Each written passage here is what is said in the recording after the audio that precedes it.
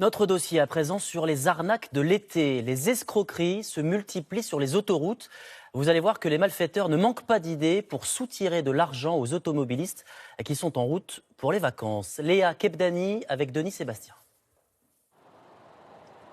Vigilance maximale pour ces gendarmes de la Drôme. L'été, des escrocs sévissent sur les aires d'autoroute pour soutirer de l'argent aux voyageurs, souvent inattentifs.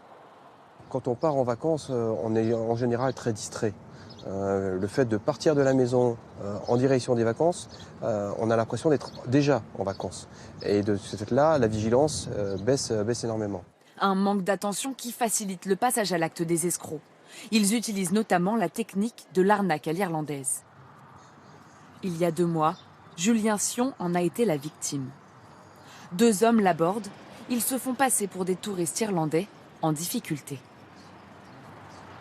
Leur histoire, c'est qu'ils viennent d'Irlande, ils sont en road trip tous les deux en France, entre frères, et il s'avère qu'ils ont été visiblement braqués la veille et qu'on leur a volé tous leurs papiers, leur argent et leurs moyens de communication. Et donc c'est à ce moment-là qu'ils m'ont demandé si j'avais de quoi les aider et leur fournir un peu d'argent. Le jeune homme leur prête 170 € avec la promesse d'un remboursement. En fait, tout est faux. Il vient de se faire piéger. Je pense qu'ils ont l'habitude de faire ce genre de choses puisqu'ils avaient vraiment réponse à tout. Puis la voiture attestait qu'ils étaient vraiment irlandais avec la trace de l'effraction, le volant à droite, la plaque d'immatriculation irlandaise. Pour moi, c'est des professionnels. Des groupes d'escrocs très organisés avec des scénarios bien rodés qui ciblent principalement les vacanciers. La délinquance est très importante puisque les personnes emmènent avec eux une partie de leur maison, emmènent des moyens de paiement, en moyenne de l'argent, et donc du coup ils deviennent des proies. Et pour attirer leurs victimes, ils n'hésitent pas à simuler une panne d'essence sur la bande d'arrêt d'urgence. Le but, extorquer de l'argent à un automobiliste. Ce jeune homme en a récemment fait les frais. Au moment où je suis sorti pour aller voir ce qui se passait, j'ai vu un monsieur qui est sorti en costard-cravate.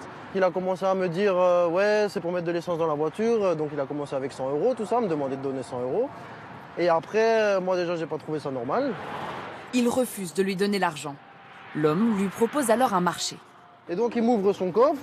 Et là, il me montre qu'il avait un sac ici au niveau du coffre. Et il ouvre le sac et c'était rempli de bijoux en fait. Et là, il me dit, vous voyez, j'ai des bijoux, de l'or, de l'argent, tout ça. Vous voulez pas m'en acheter quelques-uns, ça va me permettre de donner à manger à mes enfants. Nouveau refus. L'escroc devient alors menaçant et le poursuit quelques minutes sur l'autoroute. Le jeune homme s'en sortira indemne, mais choqué.